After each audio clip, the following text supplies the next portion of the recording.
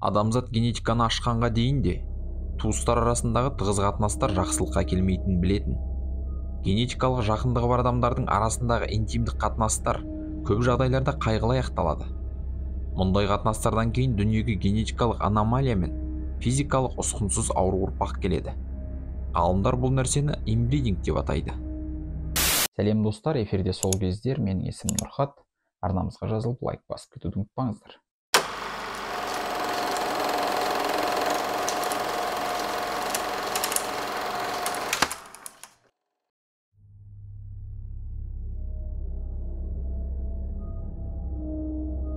Американың батыс Вирджиния штатындағы Роли округында От дейтін бір түрлі кішігірім ауыл бар. Ауыл тұрғындары басқалардан барынша оқшауланып өмір сүреді. Олар бөтен адамдарды ұнатпайды, саясатқа араласпайды, басқа жерлерге саяхаттамайды. Бұның несі бір түрлі дейтін шығарсыз. От ауылының тұрғындары әлемдегі ең қатты инбридингке ұшыраған адамдар. Бірақ солардың ішінде Уитакерлер отбасына ерекше назар аударсақ болады.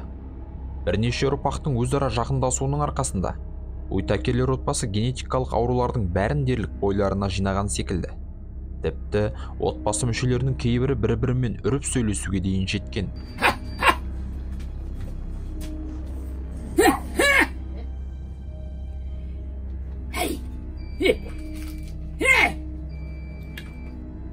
Бұл ауыл жайлы, әсіресе Уитакерлер отбасы жайлы Марк Лайта болмаса қоғам ештеңе білмес еді. 2009 жылы Лос-Анджелестік фотограф әрі журналист Марк Лайта Америка құрама штаттарын аралап, тең жаратылған кітабына материал іздеді. Бұл ерекше американдықтар туралы әңгімелер жазылған фотосуреттер жинағы. Қорқынышты жарақаттардан зардап шеккендер, оғаш нанымдардың жақтаушылары, жасырын миллионерлер. Автордың идеясы бойынша кітаптағы әрбір портретте адамдар арасындағы үлкен айырмашылықтар да, олардың белгілі бір адами ортақтығы да көрсетілуі керек еді. Солайша Марк Лайтаға әлдекім батыс Вирджинияда тұрғындары инбридингке ұшыраған ауыл барын айтады. Сонда барып, Уитакерлер отбасына соғуға кеңес береді және кездесу психологиялық түрде оңай болмайтынын жеткізеді. Бірақ Маркты бұл қорқытпады. Ол камерасын алды да От ауылына Уитакерлер отбасын іздеуге жолға шықты. Бұл уақытта От қаласында 799 адам өмір сүретін. Сол үшін де бұл отбасын табу қиынға соқпады. Ауылға келе сала, алдынан ең бірінші кездескен адамы оған мылтықпен шығып, бұл жерден көзін құртуын сұрады. Лайта қарулы кісіні тынышталдыруға тырысқанымен, ол адам өзін өте агрессивті ұстады. Сөйтсе, ауыл тұрғындары Уитакерлер отбасын өздерінің қарауына алған екен. Оларды суретке түсіріп, қызық көру үшін келгендерді қуып жібереді екен. Лайта оларға ергіп келмеген, кітапқа материал жинап жүргенін түсіндірген соң ғана оны ауылға кіргізіпті. Уитакерлердің үйі де адам шошырлық халде еді. Қисайған шатыр, шашылған қоқыстар, қаңғыған иттер, ал отбасы мүшелері тіпті қорқынышты еді.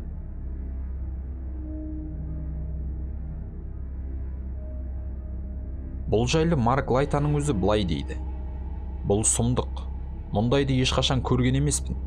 Келсең, олар бір түрлі қараған көздерімен саған қарай үреді. Бір жігіттің көзіне тура қарағанмын. Ол айғайлап қаша жөнелді. Оның шалбары балтырына дейін түсіп жатты. Және мұндай жағдай бірнеше рет қайталанып тұрды. Лайта егіздер Бетти және Лоррейнмен, Рэй және бауыры Фреддимен және немере бауыры Тиммимен танысады. Олардан тек Тимми ғана мектеп оқыған. Қалғандары психикалық жағдайлары мен денсаулықтарына байланысты мектеп оқымаған. Рэй тіпті сөйлей алмайды. Ол тек үріп қана тілдеседі. Бір қызығы, отбасындағылар оның үргенін түсінеді. Тексерілуден олар дұрыс өтпейді. Сол үшін де оларда қанша ауру барын айту қиынға соғады.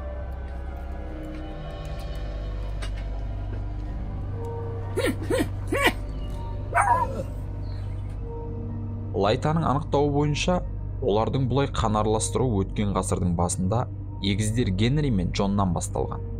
Генридің 6 баласы болған, ал Джонның 9 баласы болды. Генридің бір ұлы мен Джонның бір қызы үйленеді. 1937 жылдан бастап олар 15 баланы дүниеге әкеледі. 15 баланың көпшілігі туғаннан генетикалық ауру болды. Дені сау балалары уақыт өте келе өздерінің балаларын дүниеге әкелді. Сол ұрпақтарының бірі осы Уитакерлер отбасы. Марк Лайта оларды суретке түсіріп, үйіне қайтты. Бірақ 2020 жылы оларға қайта соқпақшы еді. Бір күні ол Фреддидің жүрек талмасынан қайтыс болған, ал отбасы қиын жағдайда өмір сүріп жатқанын естиді. Осы жолы ол отбасын видеоға түсіріп, YouTube арқылы адамдардан көмек сұрап, Уитакерлерге жаңа үй алып бермекші болды. 2022 жылы Марк Уитакерлерге тағы қонақ болды. Бірақ жаңа үйге жететін ақша жиналмаған. Сонда да жиналған азынаулақ қаржыға отбасы үйін аздап жөндеп, жаңа тоңазытқыш пен кровать сатып алған. Түрлері қорқынышты болса да, Уитакерлер жағымды адамдар. Марктың сөзінше олар бір-біріне қамқорлық танытып, қарапайым өмір сүреді екен. Бұға аулап, орманнан жеміс теріп күн көреді. Тіпті кейде көршілеріне де қолдан келгенше көмектеседі екен. Кейбір отбасы мүшелерінің дені сау, әдемі балалары дүниеге келген. Бірақ генетикалық аномалиялар болашақта да шығып қалуы мүмкін. Сонда да отбасы тек жақсылық қана күтеді.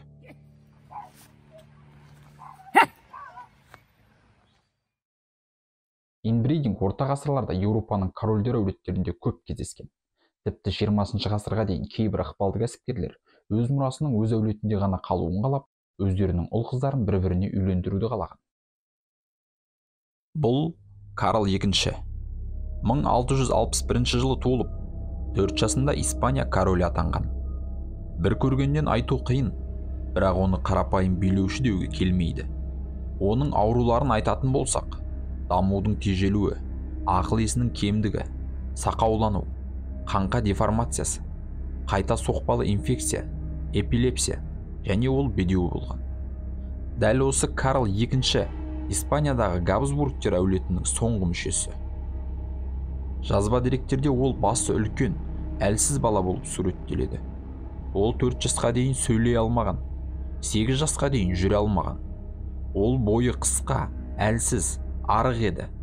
Оны айналасындағылардың қызығушылығын тудырмайтын адам болған деп жазады. Ол алғаш рет 18 жасында, екінші рет 29 жасында үйленді. Бірақ одан ұрпақ қалмаған. Ол гематуриядан, ішек жұмыстарының қалыпты жұмыс жасамауынан, жиі диареядан зардап шеккен. Оны қарғысқа ұшыраған, немесе жын қаққан деп ойлаған. Анасы оны тек қана медициналық жолмен емдеп қоймай, жын шығару секілді діни рәсімдерді жиі өткізіп тұрған. Жалпы, Габсбургтер әулеті бір-бірімен отауласып, қатты инбридингке ұшыраған әулеттердің бірі. Карл II-ның инбридинг коэффициенті 25%-ды құраған. Мұндай коэффициент ағасы мен қарындасының жақындасуымен туылған балаларда кездеседі. Карл II-ның 8 аталары мен әжелері де бір адамнан тараған. Бұл әулеттің адамдары бір-бірімен байланыстырып тұратын нәрселердің бірі олардың жақтары. Және Карл II-ның де астыңғы жағы алға қатты шығып тұратын. Сол себепті де ол тамақты дұрыстап шайнай алмайтын, сақауланып сөйлейтін. Оның асқазаны тойымсыз, ол не жесе де бүтіндей жұтады. Өйткені оның астыңғы жағының алға шығып тұрғаны сонша, үстіңгі тістері мен астыңғы тістері бір-біріне тимейтін. Оның кеңірдегі тым үлкен болатын. Тауықтың бауыры немесе іші бүтіндей өтіп кететін. Асқазаны оны қорытуға шамасы келмегендіктен, ол нәрселер денесін де бүтін күйде босатады. Ол 30 жасқа толғанда қартайған адам секілді көрінетін. Өмірінің соңғы күндері ол тік аяқта тұра алмайтын, жиі галлюцинациялар мен талма ауруынан зардап шеккен. Солайша ол 38 жасында азап шегіп өмірден өткен. Қазақ халқы ежелден ақ 7 атаға дейін ұл қыздарын некелестірмеген. Қалқаман мен Мамырдың да 7 атасы бір болғандықтан, олардың қосылуына бәрі қарсы болған екен. Сіздермен болған сол кездер арнамызға жазылып, лайк басып кетуді ұмытпаңыздар.